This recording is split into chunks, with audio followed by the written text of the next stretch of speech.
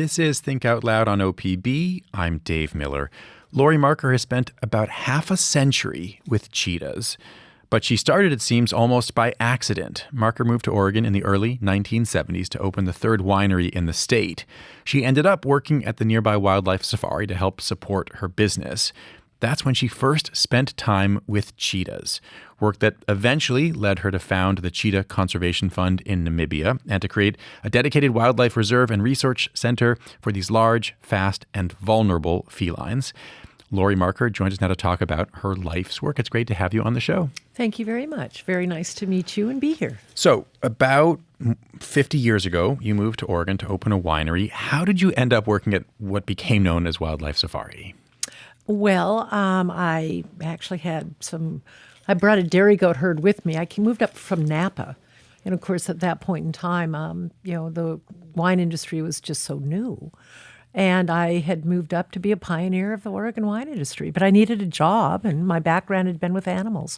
So I had gone through agriculture school and thought I was going to go into vet school at Davis and didn't, and ended up coming in and putting my training into practice and said when I got to the Oregon to the wildlife safari, I said, I just live down the road and I need a job to take care of my business and my background's with animals, and here I am. And by the way, I'm going to donate a couple goats to you. Next thing you knew, I was working in the veterinary clinic and the cheetahs came under my care. What animals did you work with there? Oh my gosh, everything. The wildlife safari, and you should all come down to there. It's a drive-through wild animal park and globally recognized for the work, of course, in cheetahs. But we had over 400 species of wildlife, and I took care of all of them, basically. Do you remember the first cheetah that you encountered there? Oh, yeah. Oh, my gosh, yes. How much time had you spent around a truly big cat before that? No, nothing. No. I was a horseback rider, though. Okay. So, and horses are very similar to cheetahs in many ways. Really? I would not assume that. Flight versus fight. And so horses are a flight animal. They will run away if they get scared, and cheetahs are very similar. Cheetahs are not an aggressive animal. They're fast, but for that speed, everything of power has gone away. So they don't have big teeth, big claws. Their claws are dog-like. And so there's a lot of similarities. I guess, but I thought that they run really fast so they can catch things to eat them. They do, but they're a sprinter. So very fast, very short distances, but they trip their prey, and then they've got short claws, teeth. They go into a strangulation hold is how they hunt. But they're fascinating. So out of all the animals, 400 species you said there at Wildlife Safari that you were working with and working among, what drew you to cheetahs? Well, it was fascinating because I had never seen a cheetah, never even heard of one. And all of a sudden, there they were under my care. And if you've seen a cheetah, they're the most beautiful animal on earth.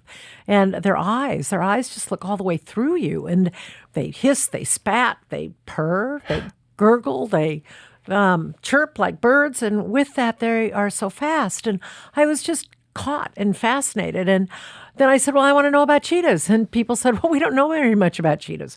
And the director, Frank Hart, said, write to people and find out. And so I wrote to people around the world, and people would write back and they'd say, when you find out about cheetahs, let us know. Why did people know so little at the time about cheetahs? Because they had been revered for 5,000 years. People had them as kings, emperors, and princes, had actually loved them to near extinction. But with that, zoo people didn't know anything about them because they didn't breed well in captivity. There were very few of them in captivity. And all of a sudden, here they were in our care. And so people said, they have short lifespans, they don't breed well, and good luck. And we were losing them in the wild. So when you find out something about cheetahs, let us know. Can you tell us about a cheetah cub named, and I don't know how to pronounce his name. Khayyam. Khayyam. Yeah. Very, very important cheetah, of which now I think there have been 2 other cheetahs or 3 down at Wildlife Safari because they've kept her name going. But Khayyam, actually, I always say she gave me a vision and showed me the path. But I raised her. She had been born at the Wildlife Safari, and I raised her as a cub. And my job was to go to Africa with her and find out if a captive-born cheetah could learn how to hunt. of which is why I ended up in Namibia. And her parents had actually come from Namibia. And back in those early days in the 70s, zoos were just starting to cooperate together. And we thought that we were going to breed animals, maximize genetic diversity in our breeding programs in zoos, and we could restock the wild with the animals that we were saving in zoos. But really, nobody had ever gone back over to the wild to figure out what that looked like and how you go about doing it. So that was my pioneering research, and I took Khayyam over to Namibia in the middle 1970s and ended up there for several months. I taught her how to hunt. How do you do that? How do you teach a captive-born cheetah cub how to hunt? And people should know this. You're a human. I am human. I am. Well, I don't know. I feel like I have a lot of cheetah blood going through me. But do you? Okay, we can talk about that as we go. I'm not fast. But cheetahs, they have an instinct. So, and when I raised her up running free in my vineyard. She chased around with my dog. We then put her on a mechanical lure, and then she was running behind a fast vehicle. She was in excellent condition. And so again, my life's come full circle because, about 3 years ago, we restocked India with cheetahs after they'd gone extinct for 75 years ago. And so teaching a cheetah how to hunt is something that I've actually perfected. And Khayyam taught me what I needed to do to learn this. But it's an instinct. Running after a moving object is an instinct. A cheetah needs to be in good mental and physical condition. And so Khayyam was both. And then sitting at a water hole, all of a sudden, it's like, well, there's an antelope there. Oh, yeah. She'd look at me and go, well, what do you think? I'd say, well, that one looks pretty good. Small enough size. Cheetahs hunt small antelopes like springbok, steenbok, duiker, Thompson's gazelle, around a 65, 70-pound animal. They will go after rabbits, hare as well. But so I'd kind of give her a nudge, and all of a sudden she'd start chasing and looking back at me like, Mom, is this what I'm supposed to do? And yes, indeed, she picked up going after the chase. Including knowing how to trip them. You want to do when you're chasing something, you want to trip. And so she'd grown up with my dog. And I used to travel around here in Oregon, after coming back and teaching this cheetah how to hunt. And I'd go to schools and we'd run Khayyam at many of the school, tracks. This has changed. This is back in the 70s. You don't do that anymore. You would take a full-grown cheetah to a track with little kids around. And they were up in the bleachers. Okay. But everybody in Oregon knew Khayyam. I used to take Khayyam to the state capitol. And they'd say, well, yeah, I was on a few different boards here. And they'd say, oh, well, yeah, you can come to the meeting, which I was on the committee, but you got to bring Khayyam along as well. So you'd go inside the Capitol in Salem. Oh, she was well known. She's a very famous Oregonian. But she had learned how to hunt. And so she'd run after my dog. And of course, she'd played trip with my dog. And my dog would turn around and bark at her. And she learned how to be very gentle. But when she was out running in the wild, she learned how to trip the antelope. And then you have to, go to the threat point, blah, blah, blah, blah, blah. But she learned how to hunt. So that then started me on a whole variety of other programs, and I eventually moved from Oregon and ended up in Africa. So let's turn to that. First, let me remind folks, if you're just tuning in, I'm talking with Laurie Marker. She created the Cheetah Conservation Fund in Namibia after working in Oregon in the early 1970s. What's the mission of the CCF? The mission is to keep cheetahs living free and in the wild. And so our programs really are based on science. So as a scientist, we have used radio telemetry to find out how cheetahs move, a lot of biomedical, understanding their genetics, the overall health of them. But then most of the cheetahs that are left, and there are only 7,000 cheetahs left in the world today, are found outside of protected areas. They've got huge home ranges, about 800 square miles. And with that, most of the reserves and protected areas aren't large enough. So cheetahs are found outside of protected areas. And they get pushed out by other large carnivores, lions and hyenas who steal their food, kill their young. And so they're on land where there's oftentimes humans and their livestock. A lot of wildlife there as well. But with that, we teach humans how to live in harmony with nature and wildlife. So we have a program we call Future Farmers of Africa. Now, I grew up as a future farmer of America, and I'm a goat farmer. I was actually a goat judge around the United States. But from that, we teach people how to take care of their livestock. So good livestock management, good grazing land management, and then good wildlife management. And from that, then you can actually live in harmony. We've got school education programs. So we work with about 25 to 30,000 school children a year.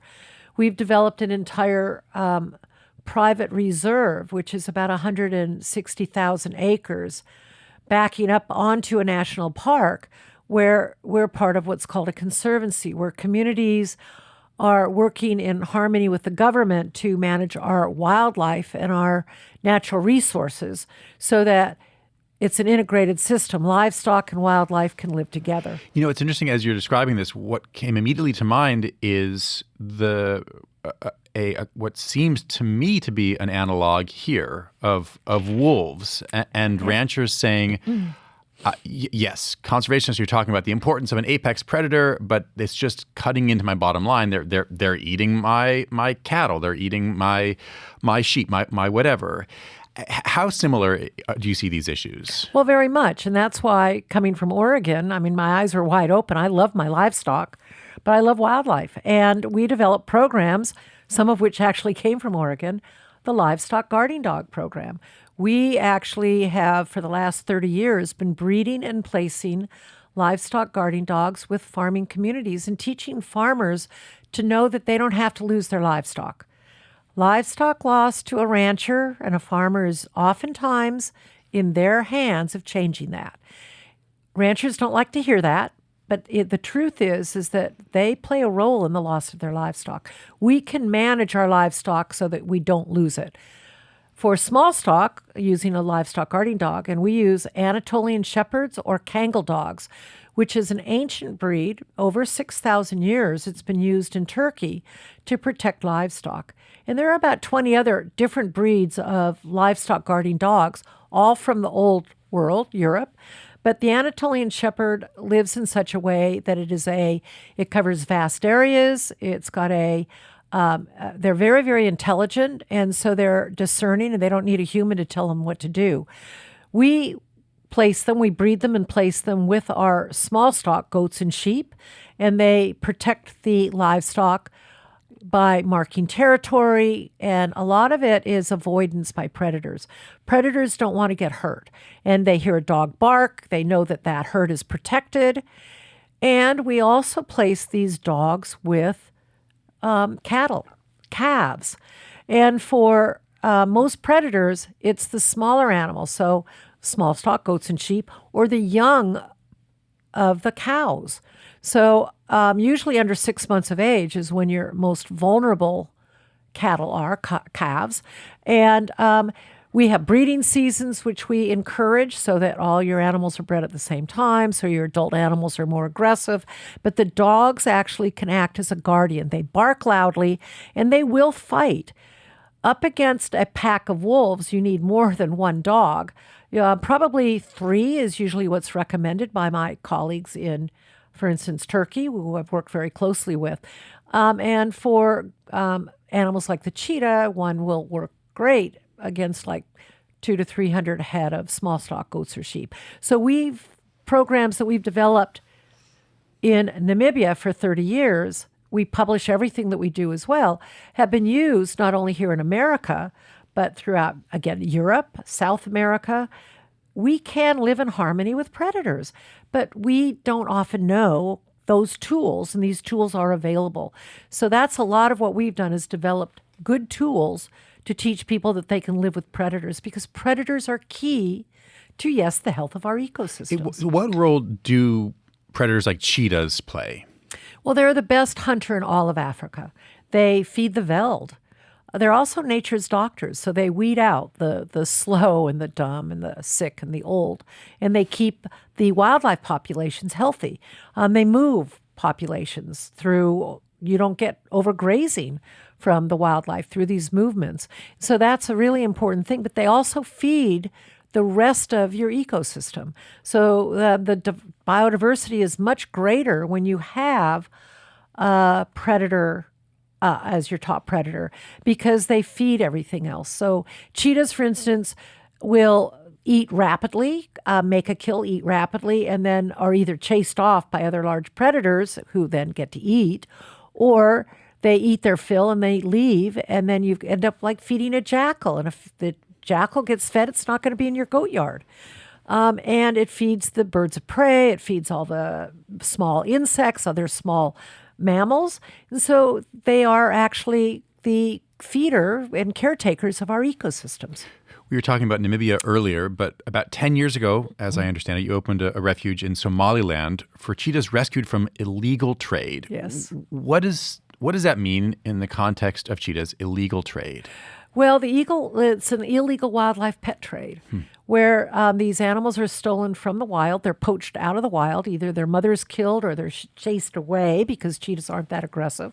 You can chase them away, steal the cubs. This is going on in the Horn of Africa, up in Ethiopia, Somalia, Somaliland. And we have set up a base in Somaliland, which is an unrecognized country in the Horn of Africa, which is actually a democratic country and has been a great partner to work with us. It's the closest distance over to Yemen and the Middle East. These cubs are used as a status symbol. What are the markets for these cubs? The Middle East.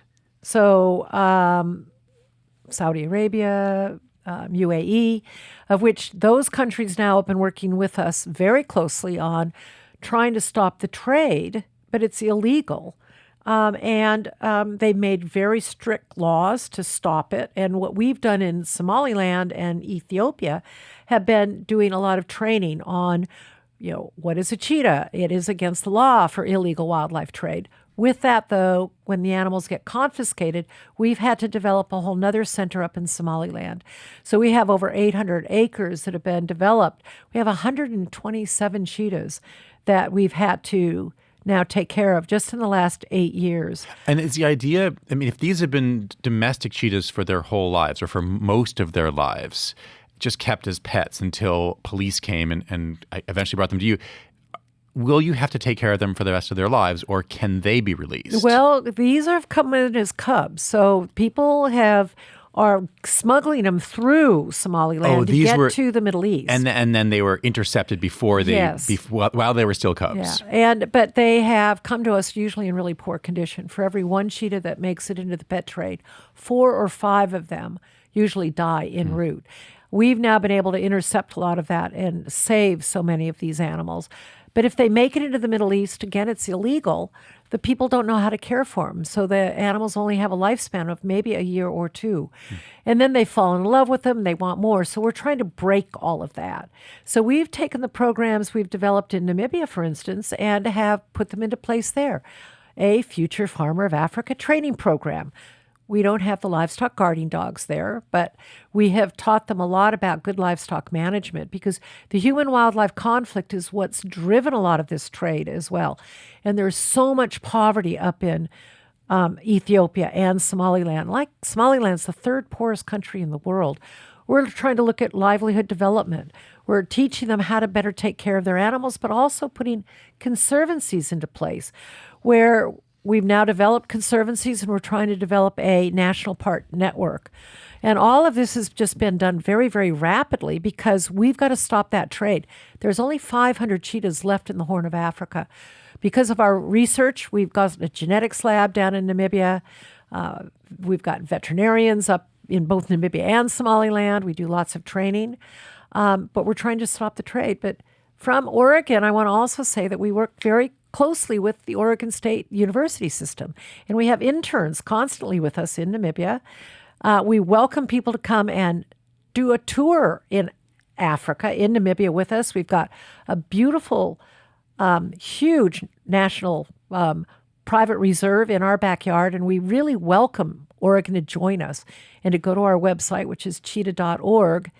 Tonight we're having a fundraising event downtown at the Pearl District, and we welcome people to even come to our event or learn more about what we do. Go on our website, cheetah.org, because Oregon is a very important partner, and part of my family. Laurie, thanks very much. Thank you very much, Dave. Laurie Marker, Executive Director of the Cheetah Conservation Fund. Thanks so much for tuning in to Think Out Loud on OPB and KLCC. I'm Dave Miller. Have a great weekend.